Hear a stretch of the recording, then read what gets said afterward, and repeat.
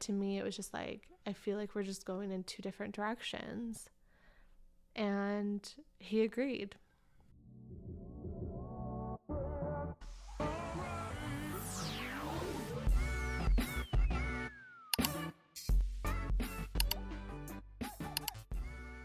Hey babes, welcome to Codependency Alchemy, the podcast. I'm your host, Alyssa, and I am coming dressed in all black for the topic today, which you all voted on very clearly. You wanted an episode on the breakup, so hence my energy and my outfit for today. I even had to put the hood up because I was like, I cannot believe I'm going to talk about this. But I know that our breakup is literally the only reason why I am able to do this work that I do today and hold these conversations that I hold around codependency and the mother wound. So, one of my greatest gifts in my life, while also being the most painful experience of my life. So, where do we start? If you listened to last week's episode where I shared my dream that I had and my patterns that I've learned around ways that I push away partners, then you got a little bit of a glimpse as to the reason why Justin and I broke up last time. But I certainly didn't give you all the details. But alas, here I am to spilleth the tea around what the fuck went down in our relationship. So first I'm going to take you back to March 2019 because March 2019 was our 4-year anniversary and we were extremely happy, I think. And I was putting a lot of pressure on our relationship, which I don't know if you've learned from me at this point, I tend to do. I tend to be a control freak. I tend to put a lot of pressure on things. I'm so much better now, but man, if you would have met me 4 years ago, like it's just too much. I was a very intense person. And so the pressure that I was putting on our relationship at that time was around marriage. I wanted to begin starting a family with him, and I was a teacher at the time. And so one of the societal pressures that I felt that I was then putting on our relationship was if I were to conceive, if we were to get pregnant, and I was a teacher, that parents or other people would see me a certain way because I wasn't married. And I didn't know that at the time, but I know that now. So I'm just going to name it because that was real. And that's probably whatever pressure you're putting on your relationship now, it's probably because of a pressure that you're feeling from somewhere else.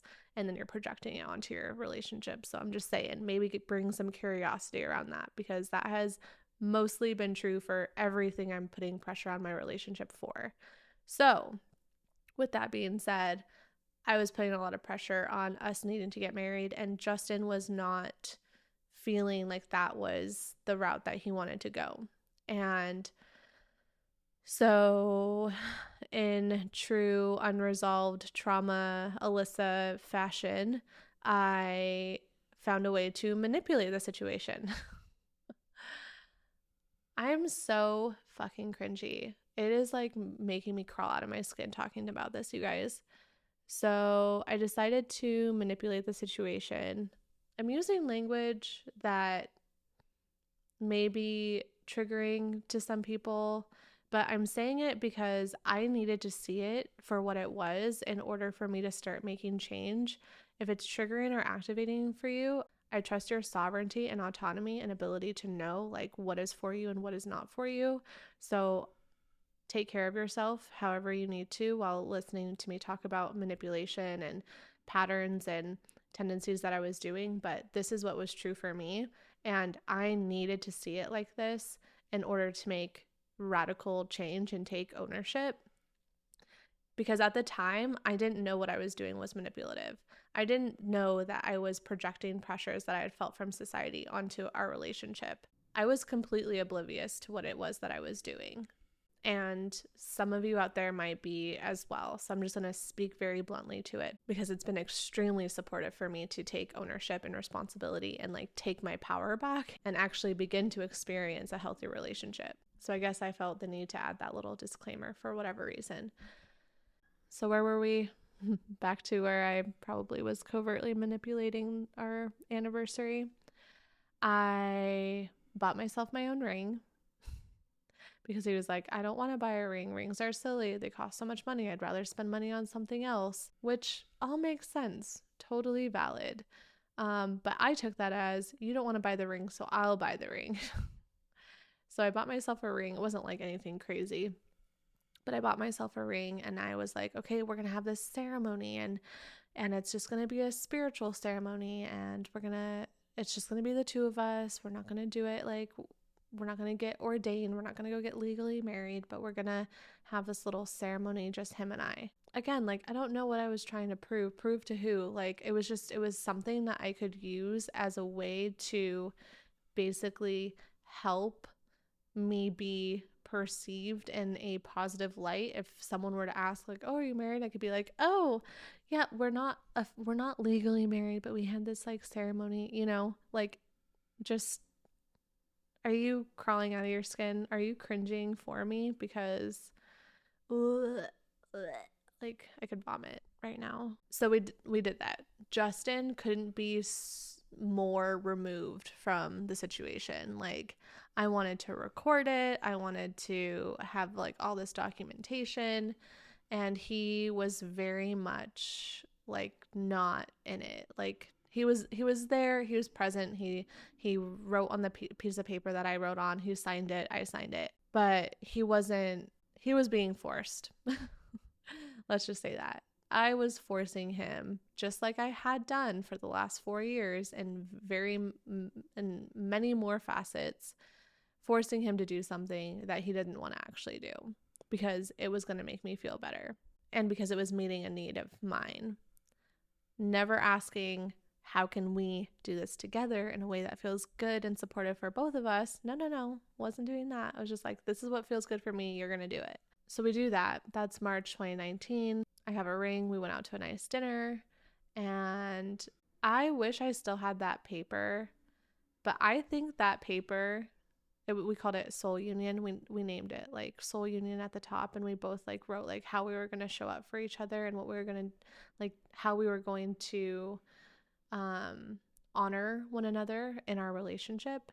And I think that honestly was like a soul contract. Like, that set our shit on fire. It was like at that moment when we both signed that paper, even though it might have been like unconsciously, our souls were like, all right, time to get this shit going. Let's begin to tend to all the fucking issues in your guys' relationship, because you can't move forth and do what you say you're going to do in this contract or in this union if you got all this bullshit in your relationship. So basically from that point forward, everything started like falling apart. I was really depressed. Justin was really depressed. We were basically just moving through the ebbs and flows of our relationship. I really wanted to conceive, and he was just kind of like there. He was not really like super into it. He didn't care either way, which was causing me a lot of grief. And then it was not much longer. It was like April. So it was just not even a month later. I was late, which never happens. I am super regular. And so I was late, and that made me think that maybe we conceived. And obviously I was wanting that, so I was excited. And this is how I remember it. I don't know if I have blacked out certain parts of this. I don't know if I have even made some of these things up. And I want to name that, because parts of me feel like I remember it in a way that makes me look good. I truly think that that is a possible thing that has happened in my brain. So I want to name that. But I remember telling him that I was late and that maybe we had conceived. And what I remember him saying is something like, how? Like how could that happen? And I think a wounded part of me was just hearing, how did you let this happen? How could you do this? How could you let this happen to us or to me or whatever? And so immediately it was like a flag for me where I'm like, okay, we agreed that I was going to get off birth control, which to me is like a choice that we have decided that if we conceive, like we're prepared for that. This response that I was getting, which could have just been like fear, right? Like it's a scary thing. Even now, if we were to conceive, I think that we would both have this like identity crisis, right? This moment of fear of stepping into a new chapter that we don't know. It makes absolute sense. So I feel like at that time he was responding just like how, a lot of people might respond to something new. And I took that as, this person's not ready to have a child with me after 4 years. Then do we even want the same things? Like, does he even actually want to have children? Is this something that I'm forcing him to do? Because I was like, do I want to have a child with someone who doesn't want to be present to be a parent? Like, absolutely not. And so, yeah, I took that and ran with it. And I don't think that was wrong. I think that it was valid for me to have concerns around his response to that. And when I brought it to his attention, I'll never forget. It was in the morning. We're laying in bed, and I was just like, I want to live in Bend and raise children. Do you want that? And he was like, no, I don't want to live here. I want to live in a city, and I don't know if I want to have children. And it was funny because in our bedroom at the time, there was like this wire that went up the wall and went two different ways. So it was like two wires go up the wall and then they separate and went into two different directions. And, like last podcast episode, you make meaning out of what you want, right? Everything and nothing has meaning. But to me, it was just like, I feel like we're just going in two different directions. And he agreed. So we had a very amicable breakup. It was so gentle and soft, and we, went our separate ways. And it wasn't long after that, maybe a week's time, he agreed that he would move out. I would stay in the apartment. And within that time, he didn't feel the same. He wanted to be with me. He wanted to have kids, but it was very graspy. Like he was clinging on to something because he was afraid. And something came over me that was just like, not like this. Like, this feels like if I said yes and stayed, that what needed to get worked out would not get worked out. And if I'm being even more fucking honest and cringy, I was getting attention from somebody else at around that time. And so the part of me that liked the excitement of something new was very much leaning towards exploring something new with someone. And so there was a little bit of both happening, both like the graspy, intense energy of Justin didn't feel right to say yes to. And also the wounded part of me was getting activated by somebody else who was, I would come to find out was actually just a trauma bond. And there's a lot there. I feel like I was going to add that into this podcast episode, but I can't.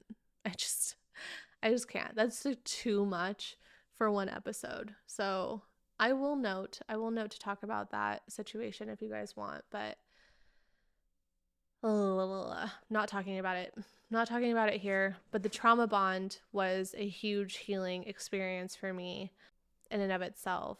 That's where I learned the majority of my patterns and my dysfunctional tendencies was through that, which got me ready, which prepared me for getting back together with Justin. So Justin and I, when we broke up, had no intention of getting back together. There wasn't like a let's take a break and then let's come back together and revisit. Like it was just a very clear, clean cut. We did life together. It was beautiful, and we're going to go our separate ways. Because like, remember what prompted it was he wanted to live in a city and not have kids, and I wanted to live in our hometown and have children. So it's like, when you want such differing things, then how can you make that work? It just felt so like objective, like we just want two different things, so let's honor that. And because we love each other and respect each other, we're gonna honor each other's dreams. So yeah, Justin had moved out of the apartment, my sister moved in, and because, as you've heard in our, getting together episode, like we were best friends, we had the same friend group.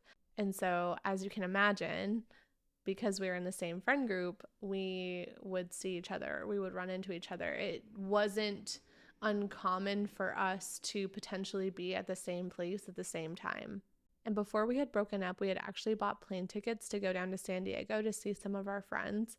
So that was another little conundrum that we had to play with, because it was like, we want to both go see our friends in San Diego. We don't want to cancel that, but also we're not together, so is that weird? And our friends truly came through that with that whole experience, because more people were like, let's just make a whole friend trip out of it. So it's not just Justin and Alyssa going to see a couple friends down in San Diego. It's like a group of us. So that was really awesome. I'm super grateful for them. They're amazing. We love our friends. And so we made a whole friend trip out of it. And so, you guys, I brought my journal to this recording of the episode because that friend trip illuminated so much for me. And it was the start of this journal. Like, I bought the journal right before getting on the plane. And I want to share the poem with you that I started this journal off with. It's also one of my poems in my book, Healing the Mother Wound. But that trip really illuminated so much for me because I saw a version of Justin that I hadn't seen for so long. Like, it's going to make me emotional thinking about it. I saw the version of him that I fell in love with, like the one that was just so silly and fun and that I could laugh with and play with. And I really sucked the life out of our relationship. I really sucked that life out of him and myself with all these pressures that I was putting on ourselves to look and be and seem a certain way, and was constantly in judgment, judging our relationship, judging our love, judging him as a person. And what that does to a person is so fucked up. I'm just going to say it. It's fucked up. What I did to him was fucked up. And I didn't see that until seeing him on the plane. And I was seeing someone and he was obviously seeing someone, because we were texting, almost the entire flight, which was hilarious. Imagine, you guys, imagine sitting next to your ex-boyfriend on a plane while you're both texting your boo things, heart emojis and kissy face emojis, and it's you're looking over at their phone to see who they're talking to. You can't not, right? That's just, you kind of, I don't know, maybe it was just me, but I don't think it is. And he was just smile on his face, so fucking smitten. I was like, wow. And so was I. I was just like, wow, look at us. We're just so much happier. Damn. And so I'm going to read this first poem. I'm serious, you guys. This is page 1 if you're watching the video on YouTube. It's title page, my name. I did set an intention on the first page of this journal, but then I wrote this poem. Yeah, July 2nd, 2019. So I'm going to read you these. I'm going to read you a couple pages because I learned a lot. And at this point, we had been broken up for maybe a couple months and hadn't really seen each other very much in that time. Our friends had gotten actually pretty good at like, he was either there or I was either there. And anyways, we hadn't really seen each other very much before that. So I titled this poem Codependence. I wrote, "This word keeps showing up around me. There has become this hyper-awareness regarding the current belief I harbor inside of me. I find myself grasping for codependency. In my work, I receive this from the children." I used to be a Montessori teacher, for those of you who don't know. "In my previous relationship, we gave this to each other. We masked it as love. Now I have myself. Myself has no interest in finding dependency within. It's desperately looking for it everywhere. You, over there, please find a reason to need me. I provide so many wonderful things. All you have to do is hand your independence, will, and self to me. Let me be the keeper of your spirit so that I can feel important, needed, worthy, and loved. It's a trap. Don't let me fool you. And if I'm honest, an eternal hell for me. I've been trained to fool you into submission out of my own trauma and fear. I have created a person thirsty to take all the drops of your beautiful spirit and nourish my own. Today, I release this.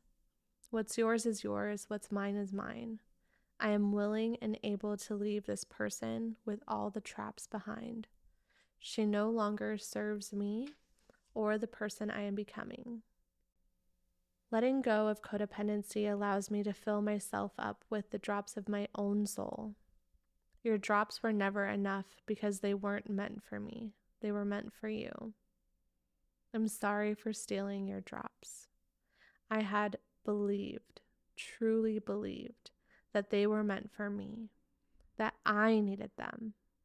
I can see clearly now, as you grow, expand, and bloom, that I had kept you malnourished. I do not need to relive this lesson. I have to learn how to drink from the depths of my own soul. I need to know and trust that by finding the well deep within me, I find the fully fulfilled and satisfied version of myself. I can feel it. It's bright, calm, and peaceful like a brook, yet plentiful like a waterfall. Endless. And so, yeah, I'm reading you that poem from my journal, but it's also in my book, Healing the Mother Wound. And yeah, it's interesting to thumb through some of these first pages that were written when I was, traveling with Justin on that trip. And yeah, like here, I saw her name, the sweet messages coming through, the smile on your face.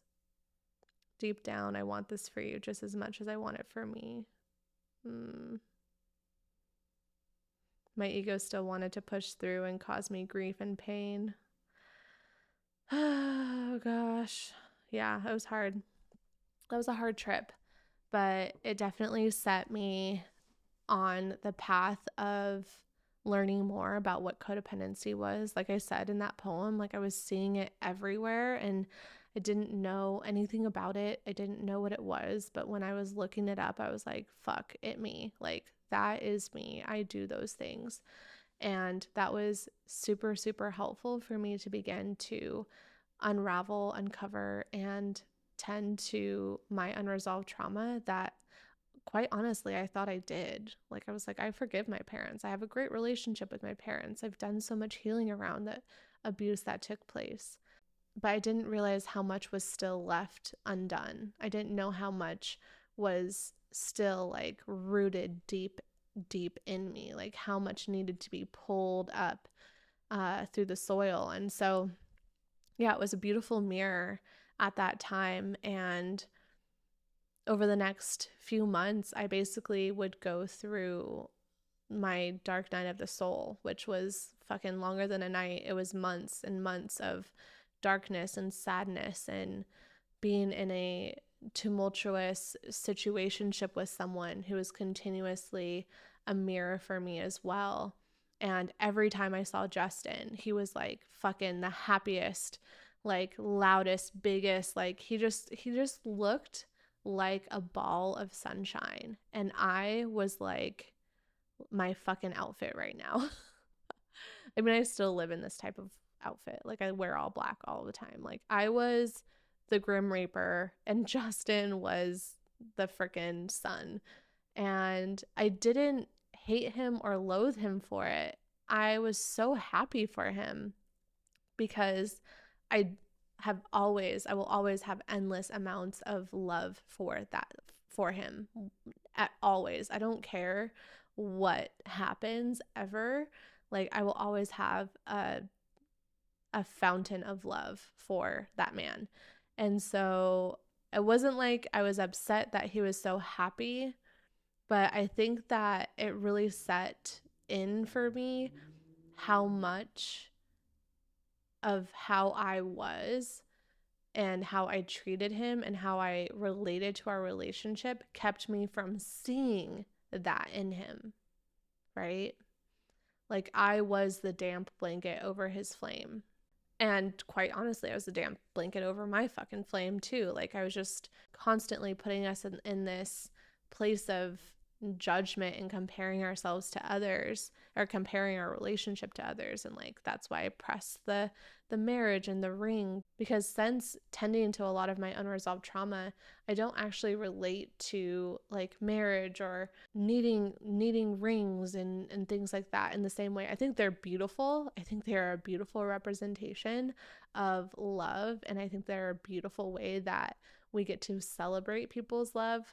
Please don't get me wrong. I think marriage and weddings and dresses and rings are such a beautiful and symbolic expression of love. And I don't want to discredit that by any means. So please, if you are out there in love and engaged or married and all of the things, I think it's fucking beautiful. I think it's so, so fucking beautiful. I just don't know if I relate to it in the same way. And that's just it. I don't think that there's a right way or a wrong way. But I had put all of these ideas or ideals onto my relationship without actually checking first with myself. Like, is this true for me? Or is this just pressure that I feel from something outside of me? And that affected our relationship. So, like I said, I'm not going to get into the trauma bond that happened in that time. But I will say that every time I saw Justin in that time that we were apart, we were very much like orbiting different types of energies. Like he was really a lot more joyful and playful, and I was a lot more fucking depressy and not very fun to be around. I was crying a lot and feeling really sorry for myself. It was really interesting though, because after a while I had started to pull myself out of that energy. I had done a lot of soul retrievals with myself. I had found shadow work. I had started doing a lot of inner child work through the soul retrievals that I was doing. I didn't even know they were soul retrievals at the time. It was just, I was doing a lot of meditating, and a lot was coming up through just being guided by my ancestors and my spirit team. And so there was a lot of healing taking place. And then that's when I was able to see the situationship for what it was. And I was like, I really need to get myself out of this and get out of this toxic pattern that I'm in with this person, even though those toxic patterns were so helpful because I saw all of the ways that I acted, because I was able to really clearly see all of my like toxic traits too. But it was during this time where I'd finally like anchored into this really peaceful place where I was like, okay, I feel so much more sovereign. I understand myself in a deeper way. I'm devoted to this work. I'm going to continue to tend to it. I don't need someone to be in a relationship with me to feel loved. Like I am really beginning to fill that cup for myself. It was when I felt full. It was when I felt full, when I wasn't expecting anything, when I wasn't grasping for external validation or relationships to validate that I was lovable. It was at that moment where Justin actually came back in. So, like I said, we would see each other occasionally here and there. But at this moment, for whatever reason, Justin decided to really lay it out and say, I want to be with you. I love you. I've never stopped loving you. I want to make this work. And he was drunk at the time. And I was sober. So I took it with a grain of salt. I gave him a hug and told him I really appreciated what he had said and that, his actions were really not aligned with his words because like he was doing his own thing. And he was like, I totally get it. I'm going to show you. I'll show you. I'm going to show you that you are the person that I want to be with. And I was like, sounds good, didn't really hold on to it, which is interesting because I would normally like cling to it, right? Like, okay, now I'm going to force it. I'm going to put myself in spaces where he sees me, so he has to show me. And I didn't do any of that. I just let it be. I went home that night and didn't think about it, didn't ruminate on it, didn't obsess about it, which is kind of my tendency to obsess and fixate and kind of try to covertly manipulate the situation in order to make it happen. And I just peacefully went home and continued to do what I had been doing, which was a lot of journaling and a lot of meditating and pouring into my work and pouring into myself and nourishing my body with food. Like I was really starting to come home to myself. Then he approaches me again, this time sober, and he shared with me, I remember what you said that night, and I do mean it. I needed some time, and I've been reflecting, and I do want to try and do this. Like, I do want to be with you. I think that I could be the perfect person for you. I want to be the perfect person for you. You are the perfect person for me. We make each other better. I want to help each other grow, and I want that. And it was just really refreshing to hear him say some of the things that he had said. And I felt truth. I felt this alignment. I felt this resonance with him. I had always felt safe with Justin. I had always felt connected to him. I knew our love was very special, and I truly did feel like we could have a really beautiful life together. However, you have to remember why we broke up, right? We broke up because we wanted different things. I didn't stop wanting to have children. So I just told him, you have to remember that we didn't break up because there was a lack of love. Like, that wasn't the reason. It was just that fundamentally we wanted different things. So, like, what's changed? And he, asked if we could meet up, like if we could go on dates, if we could kind of talk about these things. And we did like a little courting, which we never did. Like, when we got together, we were friends. We spent every day together. So there wasn't really any dates or anything like that. It felt like a fresh start. I had learned through those dates just how much work he had been doing. And I also got to share about how much work I had been doing. And it was really cool to see how different our paths had been. The way that he was learning about himself was very different than the way that I was learning about myself. But still, we were able to bring to the table some of the things that we were uncovering about our patterns and about what went wrong in our relationship and what we would do differently if we were to do it again. And the moment I knew that I was willing to step into it again with him was when he had said, if we're going to do this again, we need to do it radically different. It needs to be nothing like how we did it last time. And so I want to know, what are we going to do that makes this time different? And it was that like masculine structure that my feminine just kind of like softened into, because I've always been very much like masculine in the way that I relate to the world around me. Like, I'm a control freak. I would say distorted masculine too. Kind of like a control freak, very rigid, needing to like map out every single detail. And so I hadn't really like allowed myself to tune into that feminine like creativity and flow and allow myself to be held, really. Like I've always kind of been the one doing the holding. And so I felt like he had really stepped forth by articulating that to me, because it was like, yes, okay, like we do want to do this differently. We do believe that there is a better way to hold ourselves in a relationship. And what are we going to bring to the table in order to do that? And some of those pillars were, deep, intimate conversations about our dreams and our desires, having this open dialogue and this open communication.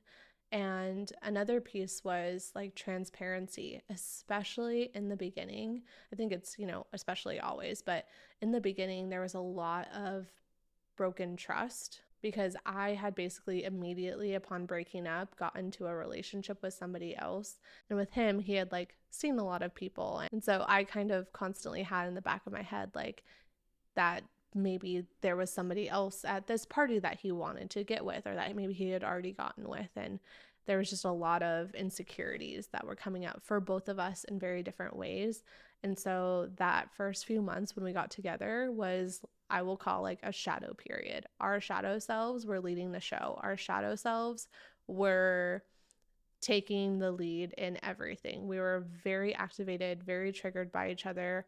We were probably the meanest that we have ever been to each other, ever. Like the things I said to him during that time were atrocious. The things that he said to me during that time were just like someone taking a sword and stabbing me in the heart. It was a very, very, very dark time. But I will say that every single time that had happened, we didn't walk away from each other. We walked towards each other, and we acknowledged and took responsibility for what was said and what was coming up. Like we really sat with each other and said, I said this, and this is why I said that, and this is what's coming up, and this is what I need.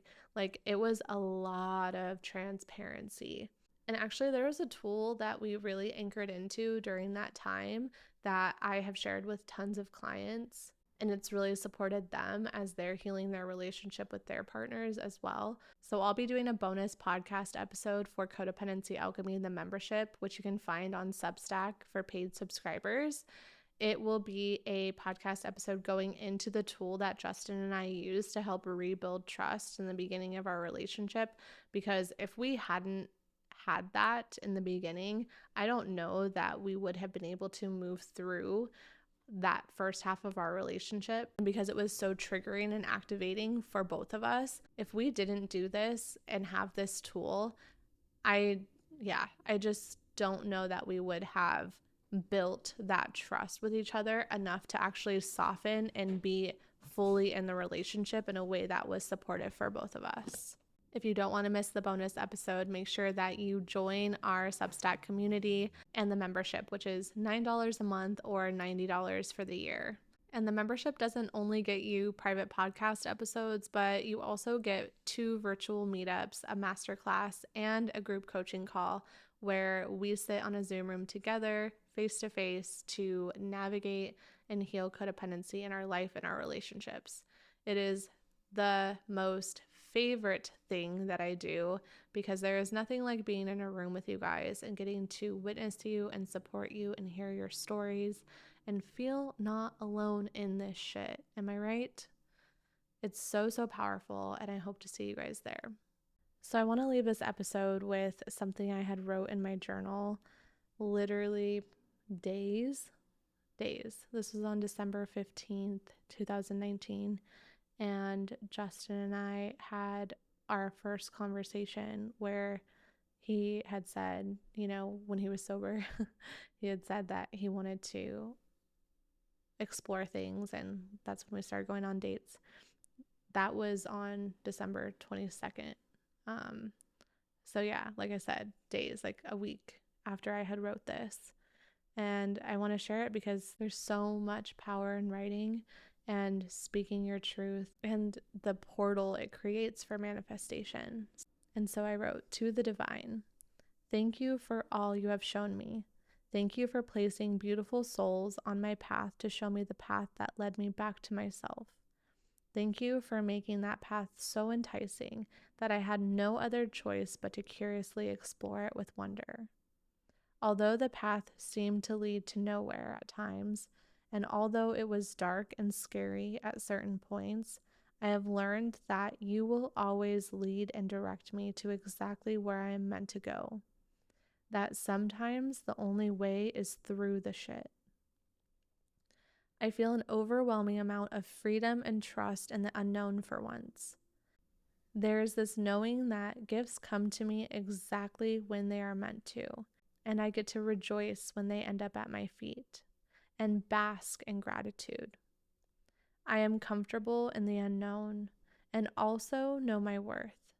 I refuse to accept love that is anything but unconditional. Spirit, my wish is to come into union and alignment with the person that is meant for me, whoever that may be.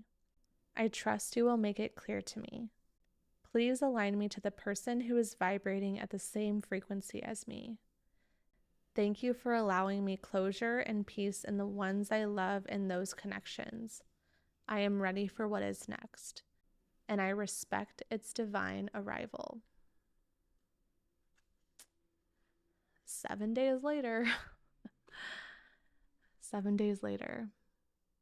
And I share that poem because that's surrender, right? That is allowing yourself to be in the frequency of gratitude, trust, and surrender. And that's when magic happens. I love you all so much, and I hope you have a beautiful day. I'll see you next week.